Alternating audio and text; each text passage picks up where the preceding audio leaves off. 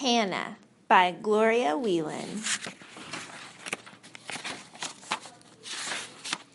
Chapter 1. It was the fall of 1887. I heard Papa's horse and wagon before my brother Johnny and sister Verna did. Because I can't see, I listen harder than they do. Ever since I learned the new teacher was coming to board with us, I tried to imagine what she would look like.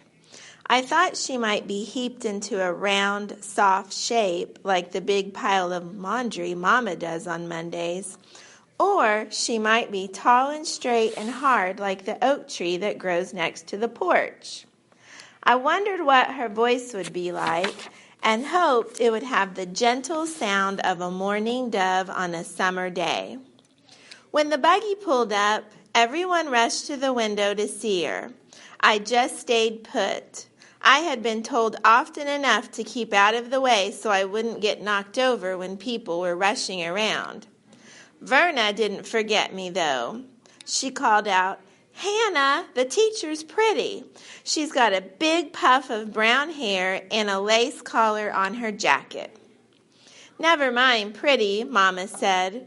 "Pretty doesn't make a good teacher." We were picked to have the teacher live with us because our farm was nearest one to the schoolhouse after the Bonners farm. The Bonners couldn't board teachers anymore because they were getting too old.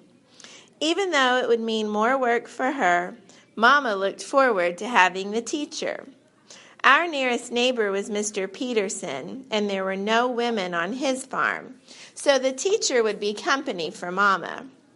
Papa liked the idea of having the teacher, too, because she would pay us $1 a week for her room and 3 meals a day.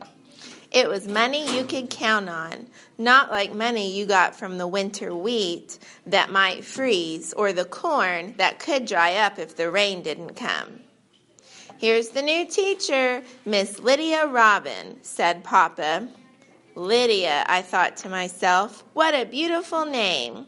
I said it over to myself. It was like the sound of Mama's silk dress sliding off when she got home from church. Papa was introducing us. "This here is Martha, my wife, and Verna, she's 11, Johnny, he's 6, and Hannah, she's 9. Miss Robin said, 'How do you do?' to each one of us. When she came to me, Mama said, 'You needn't shake hands with Hannah. She can't see you, nor anything else. Poor thing.'" Everyone around us had always known I was blind, so it was only when a stranger came that it had to be explained. Even though I had grown used to it, I didn't like to hear it said out loud. But Mama claimed it was a fact of life that had to be faced. I felt someone take a hold of my hand and squeeze it gently. I knew it must be Miss Robin's hand because it was soft and smooth. One of Papa's hands had a finger missing where he got it caught in the combine. Mama's hands were rough from all the washing up and digging in the vegetable garden. Johnny's hands were little and sort of damp because he still sucked his thumb. Verna's hands felt raggedy at the nails because she bit them. "How do you do, Hannah?" Miss Robin said. "I look forward to having your 3 children in my class, Mrs. Thomas." Mama said, "Verna and Johnny won't give you any trouble. Hannah doesn't go to school. There's no point to it." Mama's plain spoken, but I guess what she said sounded a little hard even to her. She knows how I hate it when Verna and Johnny leave me behind in the morning. So she added, "Hannah keeps me company."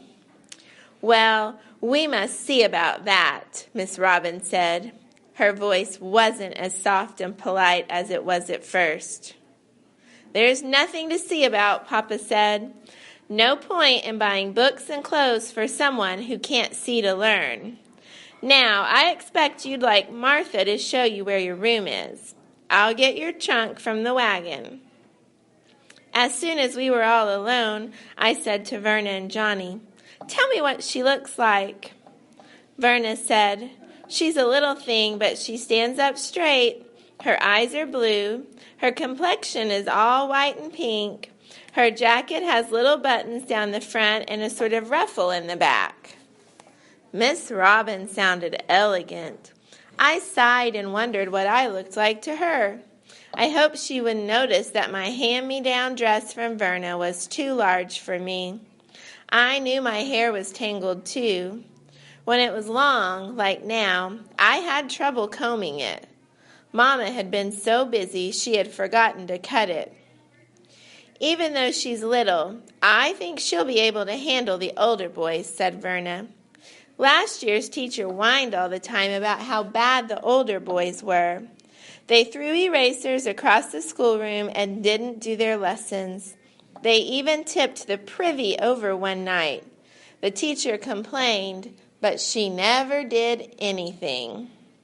Verna and Johnny were good about telling me what happened at school, but it wasn't the same as being there.